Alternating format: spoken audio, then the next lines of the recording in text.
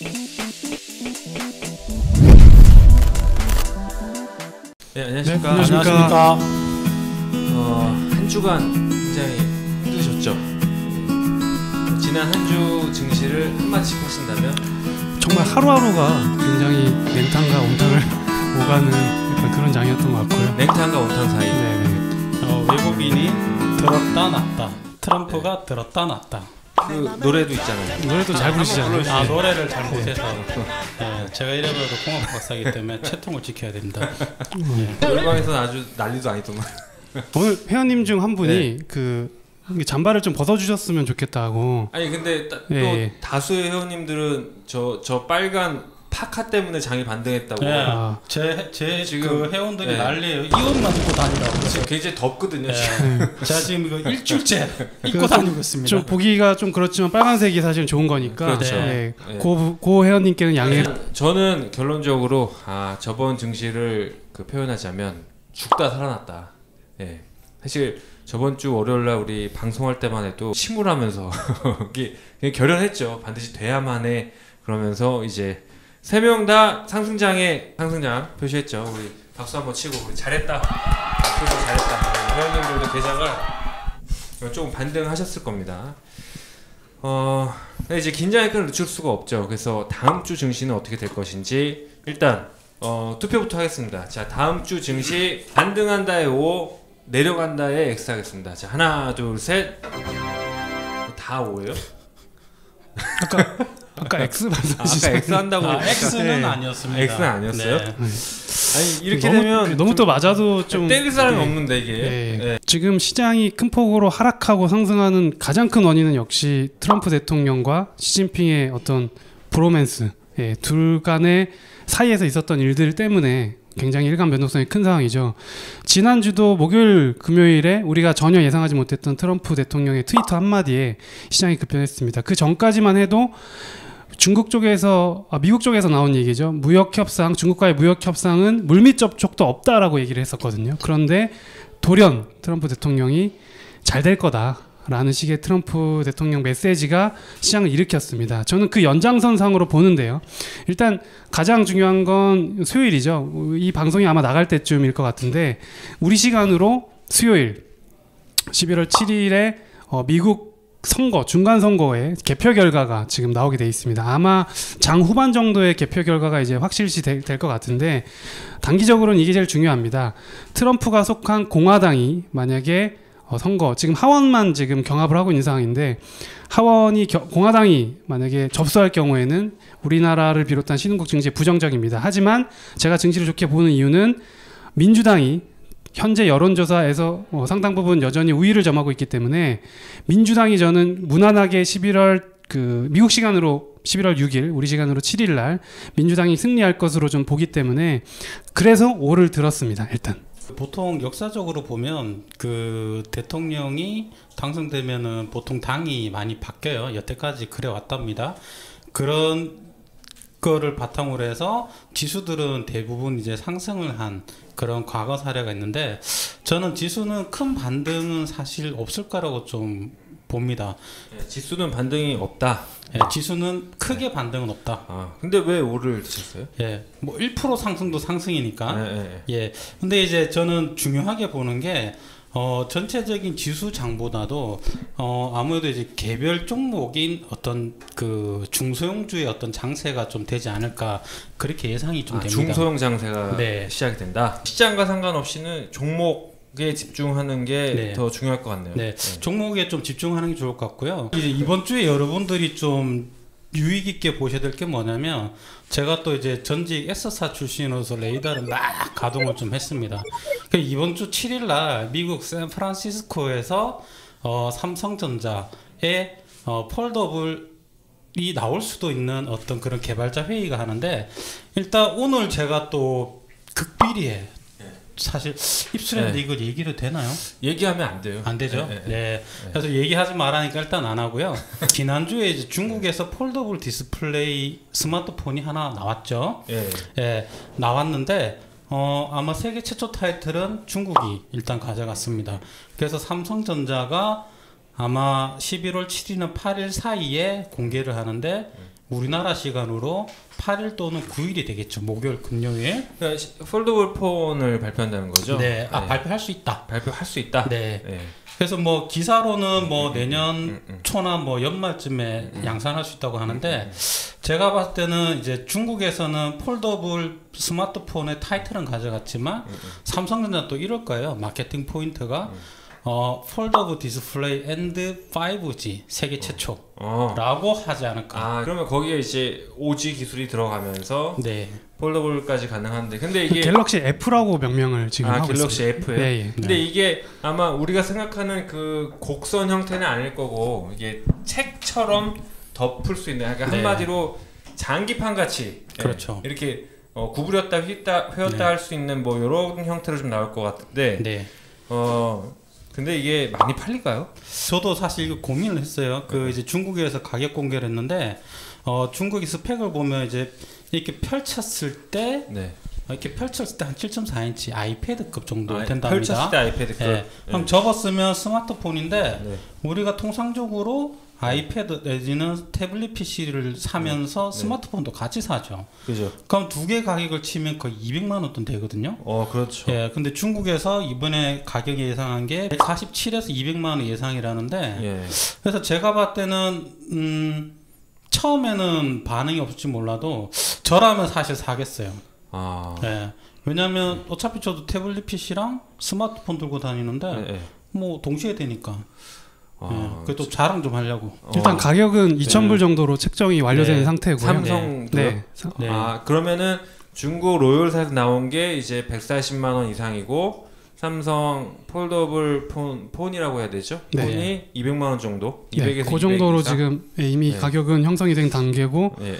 그리고 오늘 삼성 그 SNS 계정에서 예. 티저 영상이 공개가 됐습니다. 티저 영상. 공개됐습니까? 네, 티저 영상이 이제 암시하는 영상이 공개됐기 아, 때문에 뭐 나오는 건 거의 확실시 되는 보통 상황이다. 이제 네. 3월에 갤럭시가 나오면 그 부품주 양산이 보통 10월 정도 들어가잖아요. 맞습니다. 10월, 11월 들어가고 12월에서 1월 재고 확충하고 이제 조립해서 이제 3, 4월에 정도 나오는데, 이거는 그러면 지금 그 3월 갤럭시 나오기 전에 시작한다 그러면은 지금 이제 양산이 들어가는 구도인가요? 지금 이제 거의 개발하지 않을까. 개발이 컨셉은 잡고 지금쯤 이제 개발이 완료됐겠죠. 네, 근데 뭐 네.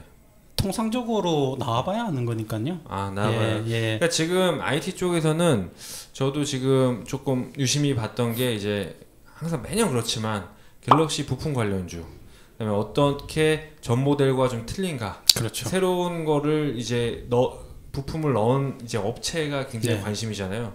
그런 측면에서는 이제 내년 3월에 갤럭시 새로운 신상품도 좀 봐야 되고, 네. 그 사이에 이제 폴더블이 나오는 거죠. 네.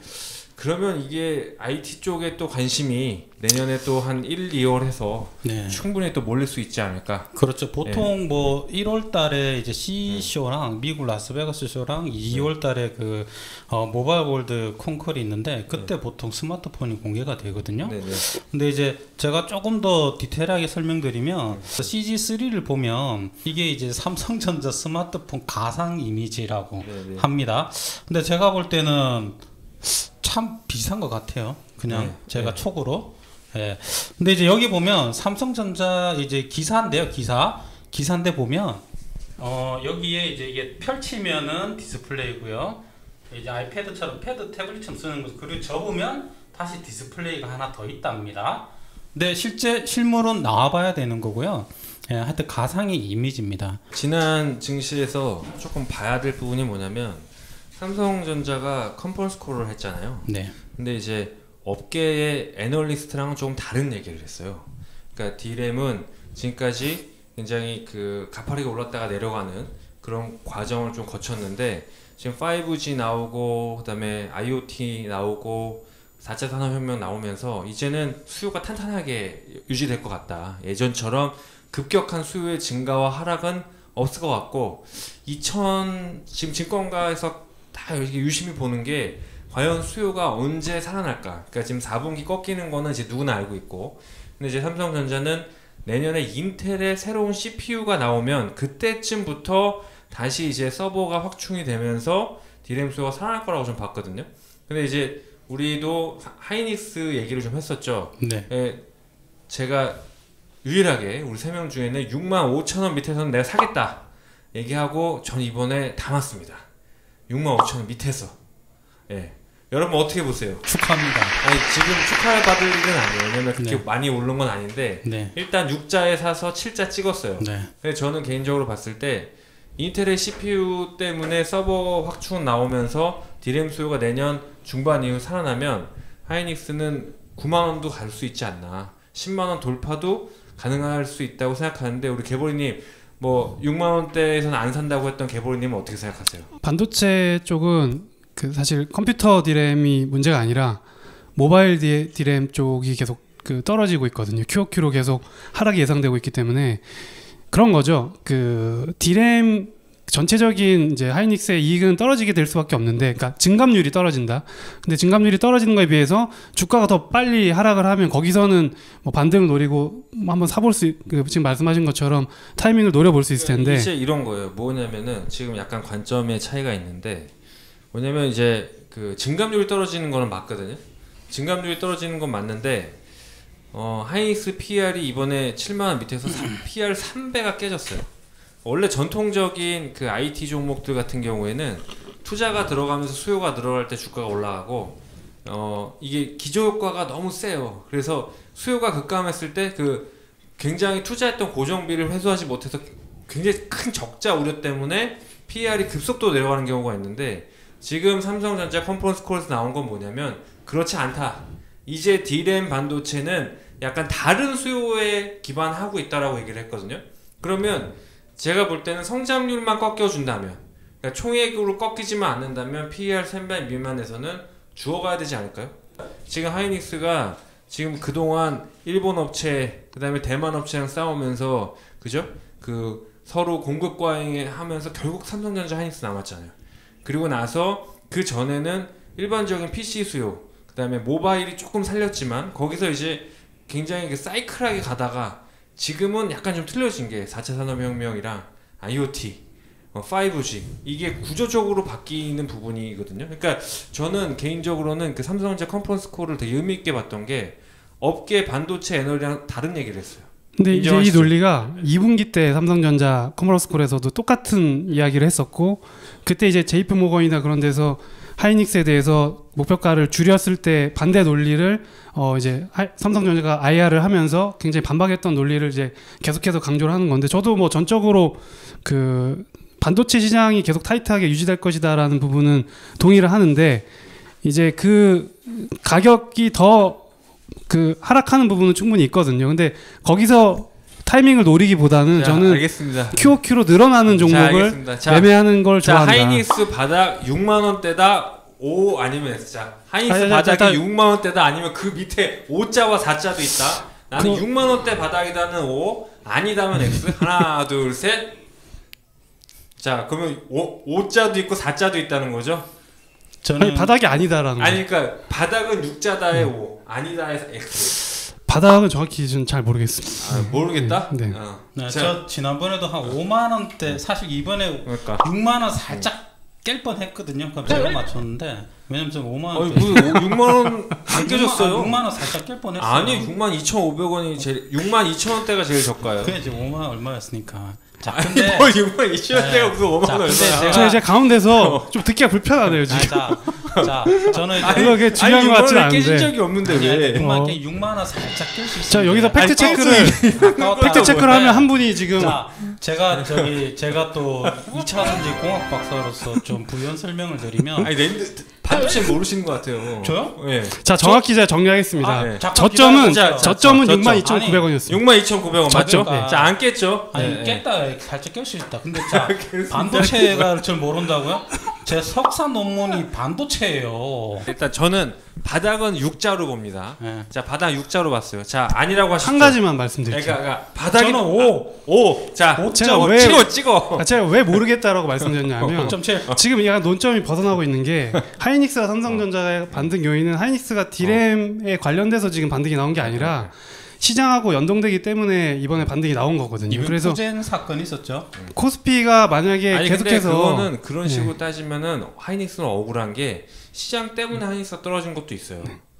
그렇죠. 그러니까 하이닉스 개별 요인으로 이렇게까지 간 게 아니다. 그래서 제가 왜 매력 네. 하이닉스는 다른 주식에 비해서 매력이 떨어진다는 논조로 말씀드린 이유가 하이닉스가 전 세계에서 PR이 가장 낮은 주식이고 너무 싼 주식인 건 우리가 다 알고 있습니다.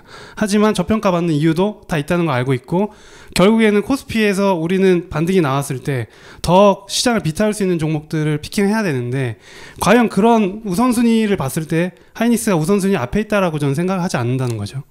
제가 볼 때는요 성향 같아요. 여태까지 개보르님이 한 8월 9월 쭉 보면 IT 관련 얘기한 적 거의 없어요. 예, 성향이에요 성향. 2차 전지는 많이 했었는데 예, 2차 전지. 오히려 더 박사님보다도 네. 제가 많이 했던 것 같은데. 네. 아니 그러니까 제가 왜 하이닉스를 이렇게 얘기를 하냐면 여러분도 아마 두 분 다 동의하시겠지만 하이닉스의 저평가가 해소되지 않으면 코스피랑 코스닥이 크게 갈 수가 없습니다.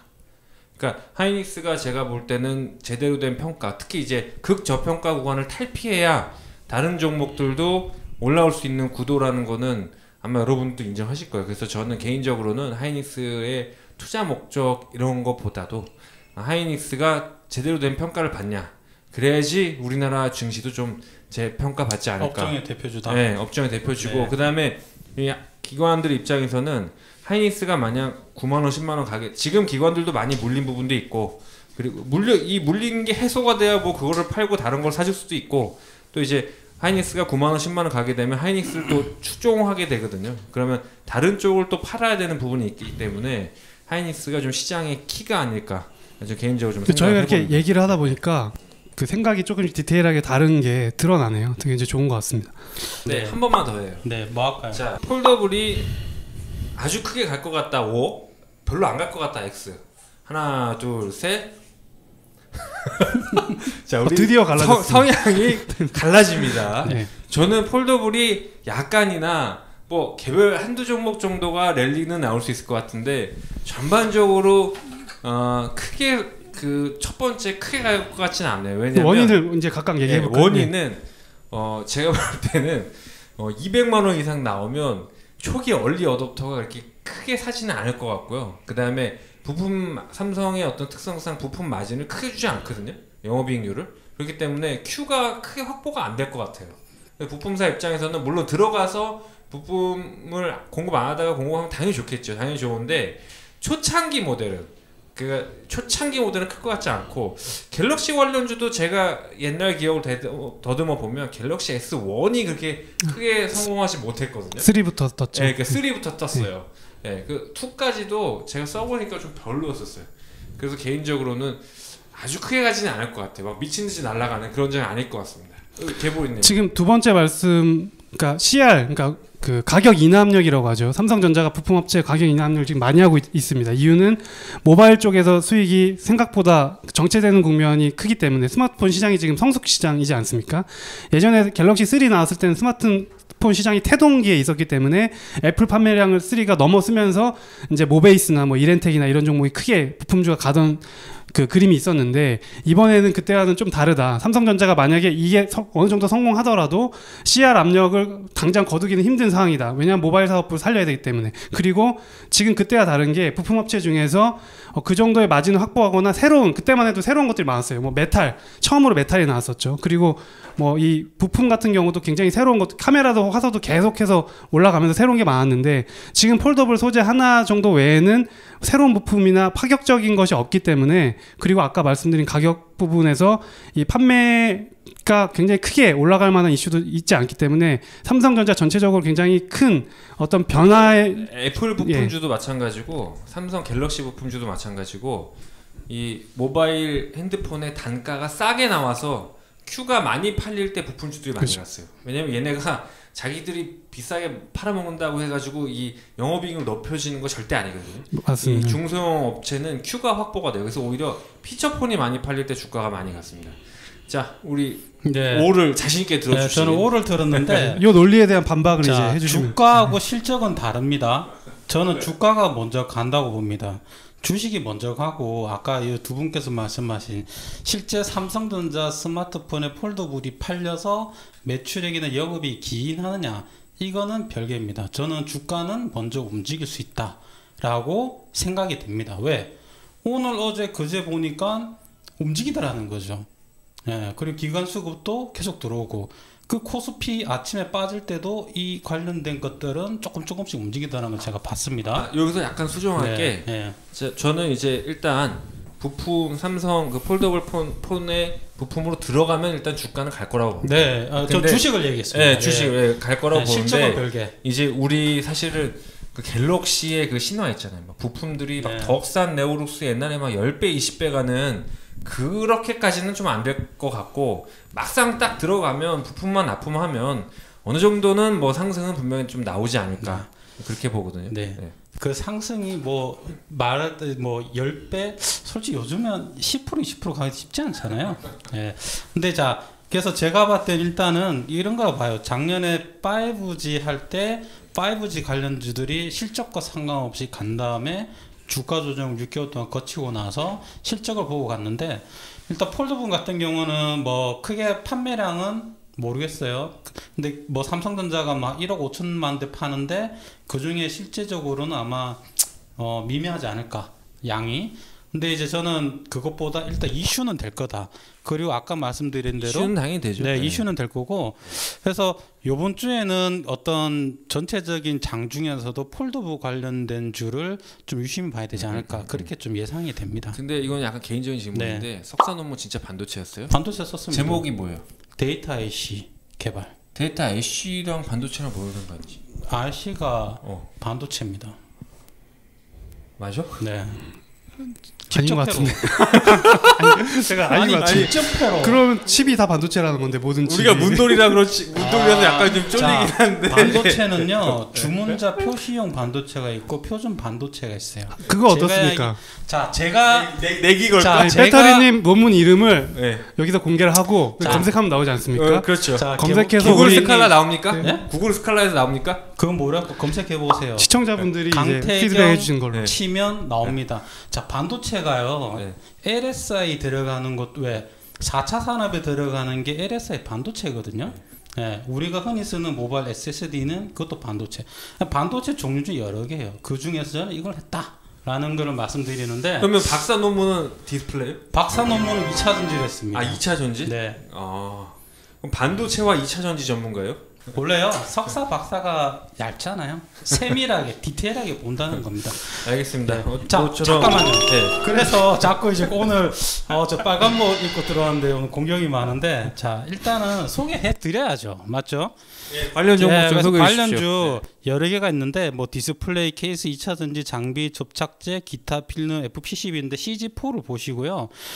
그 중에서 이제 1등 디스플레이 뭐 KH 바텍, 뭐 삼알미늄, 뭐 삼성 SDI는 뭐 크고 그 이제 AP 시스템이라든지 그리고 필름에는 뭐 코어롱 인더 경인량의 SKC 코어롱 피아가 있는데 필름은요 1차적으로 스미토모가 들어간다는 게 지배적입니다. 그래서 코어롱 인더나 SKC 코어롱 피아에는 아마 2차 갈 수 있고 FPCB는 뭐 BH인데 잘 안 가죠. 그래서 잘 보시는데 이 중에서 제가 퀴즈를 좀 하나 냈습니다. 다 알려주니까 재미가 없더라고요. 보면 장비 중에 A사하고 접착제 B사가 있습니다. 리딩스탁 TV 구독, 좋아요를 1000번 눌러주시면 제가 오픈할게요. 아니 근데 한 사람이 한 번밖에 안 눌러지는데 1000번은 어떻게? 1000명이 누르면 되죠. 1000명을 데리고 오라고? 1000명이 누르세요. 그럼 1000명이 눌러지면 그걸 그냥 모든 사람들한테 오픈하겠다는. 이게 그럼 모르죠. 한 번 누르면 구독이고 또 한 번 누르면 구독 해지예요. 1000번 누르면 구독이네요. 그러면 구독을 꼭 1000번 눌러서 구독해야 우리 됩니까? 구독을 지금 몇 번인가요? 한 번에 구독하면 안 돼요? 구독이 저희가 2000명 정도 되죠. 자, 좋아요로 1000명 해주세요. 자, 요 AB 제가 공개하겠습니다. 예. 그러니까 이번 주 너의 이름은 코너는 우리 이제 배터리님이 좀 해주실 거고요. 네.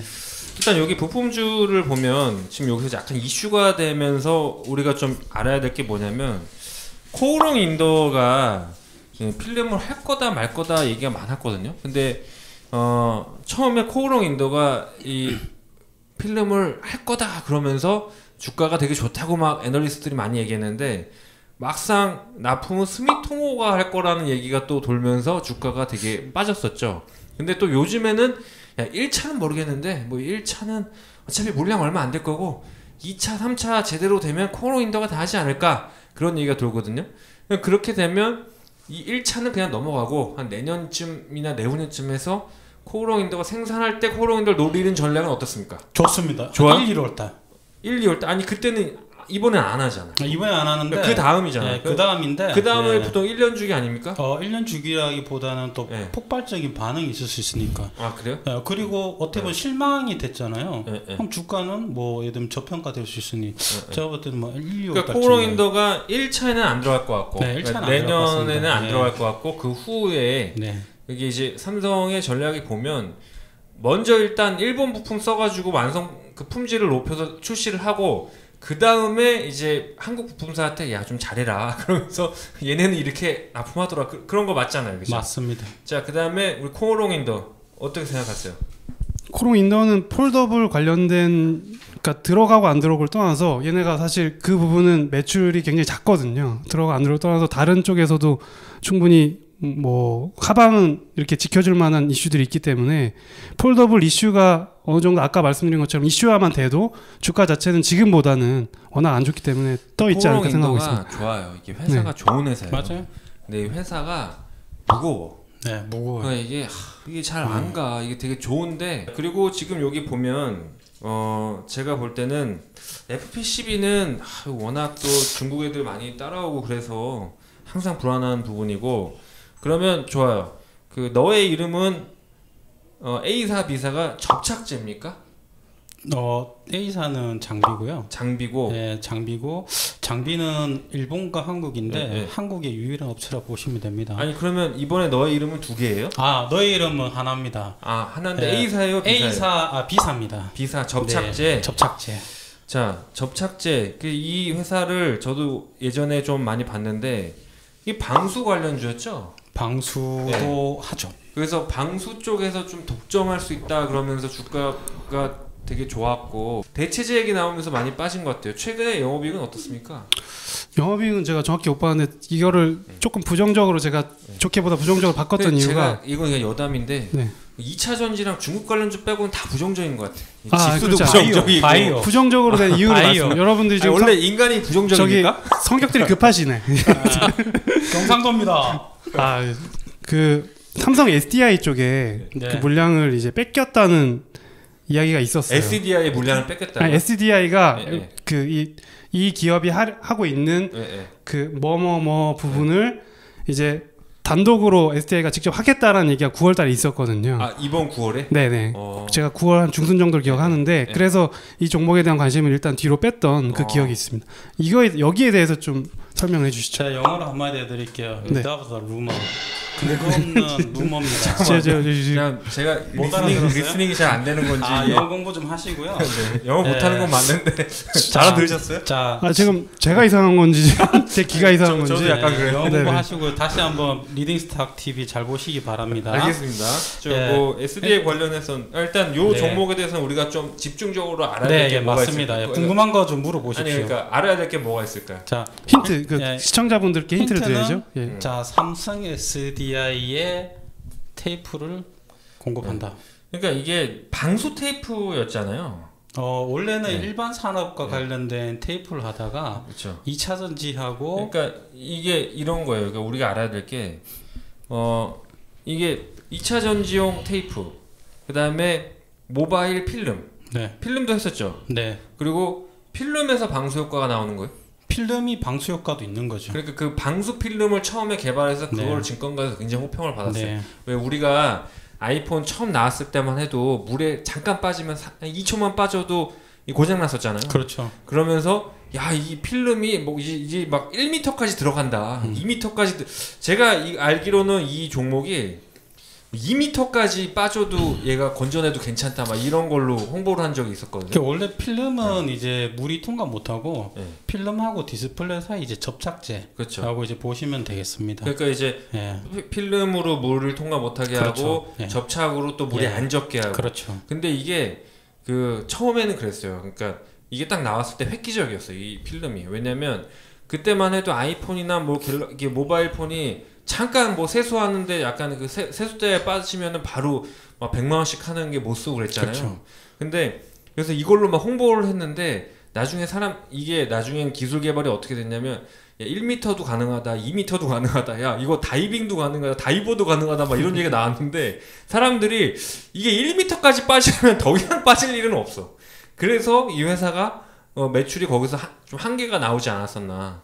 그게 굉장히 처음에 이슈가 됐었거든요, 증권사에서. 지금 약간 헷갈리시는데 제가 좀 정리를 해드릴게요. 제가 원래 정리를 잘하는데, 자, 이 회사는 일반적인 우리 유니랩이라고 이제 싱크대에 쓰는 어떤 랩 있잖아요. 그거를 유니랩. 네. 그거를 쓰는 일반 산업군하고 전자부품 쪽에 쓰이는 그 산업군이 나눠져 있습니다.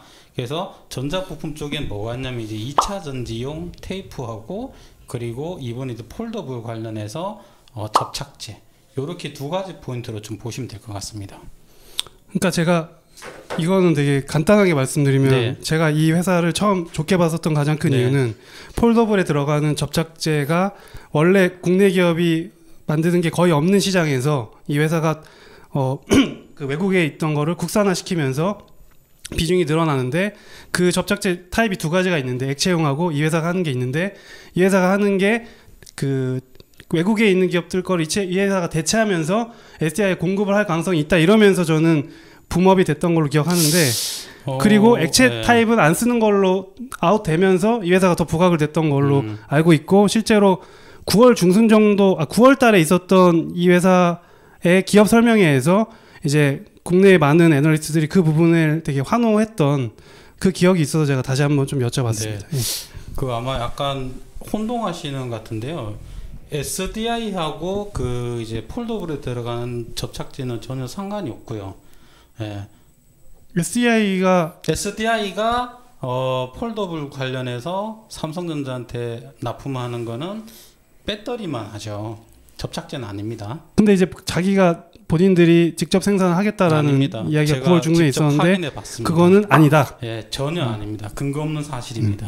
이게 좀 정리를 해드리면 여기는 이제 그 S사 연구원 출신, 여기는 이제 순수 증권맨 출신. 근데 제가 봐도 이런 거예요. 그러니까 산업에서 그 회사를 바라보는 것과 증권사에서 이 펀드 애들이 이제 다르죠. 이걸 바라보는 게 좀 틀려요. 그래서 제가 이렇게 산업 쪽에 얘기를 해보면 저렇게 생뚱맞게 그게 뭐가 좋은 거죠? 뭐 이럴 때가 있고, 그러니까 보통 이제 중이 제 머리 못 깎는다고 우리나라의 그 기업의 임원 출신들이 자기 회사 주가를 틀릴 확률이 90%라는 통계가 있어요. 그러니까 자기 회사 주식은 못 맞추는 거거든요. 그러니까 그런 부분에서 약간 이견이 있는데 우리가 이거는 이 논점에 대해서 잘 정리해서 레포트로 주시는 걸로 좀 굉장히 재밌는 것 같아요. 지금 관전 포인트가 되는 게 여러분들도 다른 주식을 접근할 때 이렇게 의견이 맞습니다. 나뉠 수 있고 또 돌다리도 두드려가야 그렇죠. 자, 레포트 돈 주고 못 사는 거거든요. 그거를 직접 만들어 주신다고 하시니까 우리 막내께서 제대로 이제 2차 전지 공학 박사에게 지금 배우는 거죠. 시비를 걸었는데 10일까지는 아니고 우리 자 오늘 개보리님은 무슨 종목을 준비해 오셨습니까? 우리도 한번 시비 한번 걸어봅시다. 시비. 오늘은 준비한 종목이 없습니다. 오늘은 까기만 하고. 오늘은 제가 저번 주에 준비했기 때문에 이번 주는 그렇죠. 바이오 부분은 오늘 얘기를 안 할 수가 없을 것 같은데 언급을 해야겠죠. 바이오랑 2차 전지 전문가니까 일단 정리를 하자면 오늘 그 이슈가 있었기 때문에 그냥 언급만 잠깐 시간이 두 가지만 질문 드릴게요. 자, 바이오주가 갑니까? 안 갑니까? 그리고 또 하나는 뭐냐면 바이오 중에서 어떤 걸 봐야 됩니까? 1번 갑니다. 2번은 저희 시간 3주 전 방송을 보시면 바이오주에 대해서 그 종목을 나래비를 세워서 아니 3주 전 돌려받기 싫으니까 얘기해줘. 뭐 얘기했는지.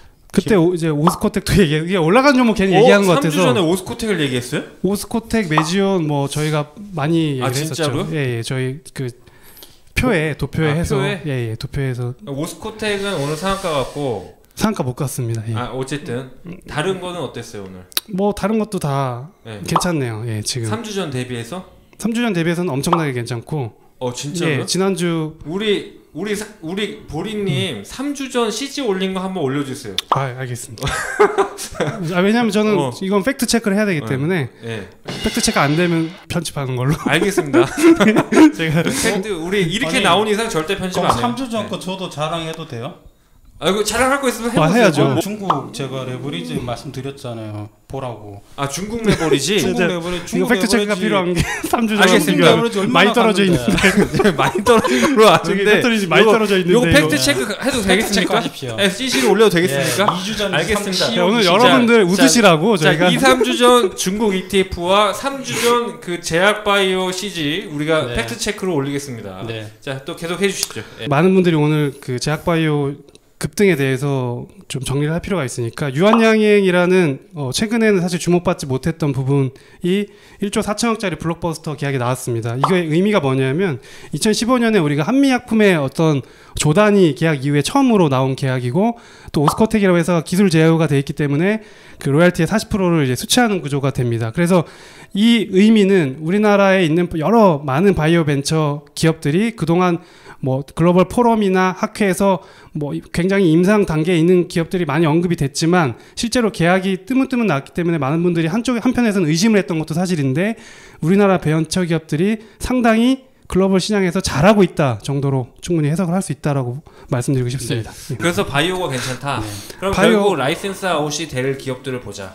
그렇죠. 3주 전에 똑같은 말씀을 3주 드렸고 전에 종목들 아직도 유효합니까? 유효합니다. 그 중에서 딱 3개만 꼽아줘요. 지금 기억이 하나밖에 안 나요. 아직 안 되는데. 알겠습니다. 메지온, 올릭스, 오스코텍, 코오롱 티슈진 정도 말씀드리겠습니다. 메지온도 오늘 많이 올랐는데. 메지온은 이제 그 조단위 계약이 또 나온다면 가장 근접한 시일에 있는 것들 중에 하나라고 저는 개인적으로 생각하고 하나만 더 추가하자면 인트론 바이오. 그리고 바이로메드는 뭐 언제든지 블록버스터 계약이 나올 수 있는 종목입니다. 바이로메드가 저는 제일 좋은 것 같아요. 바이로메드가 제일 좋은 것 같은데 너무 무거워. 그렇죠. 이미 4조 이상 시가총액이 형성이 되고 있기 때문에 더 갈 거라고 저는 보지만 무거워. 11월 7일 날 그 SITC 면역 항암 관련 발표하잖아요. 알파홀딩스랑 제넥신. 원래 제넥신 좀 좋아하다가 미국에서 어떻게 하는지 제넥신은 어떨까요? 좋게 보는데 이제 저는 기본적으로 노이즈가 한번 발생한 기업에 대해서는 조금 우선순위에서 제끼는 경향이 있는데 여전히 뭐 좋게는 생각하는데 확실히 시장에서 최근에 노이즈 있던 기업들이 반발력이 약하다고 생각하기 때문에 그 부분은 조금 우선순위에서는 뒤로 밀어놓은 상태입니다. 오늘 좀 길었네요. 재밌게. 오늘 좀 길었는데 이제 다양한 의견이 이제 나왔습니다. 항상 건승하시고요. 또 우리 많이 공부해서 또 많이 지식을 나눠드리는 유준수 선생님 감사합니다. 감사합니다.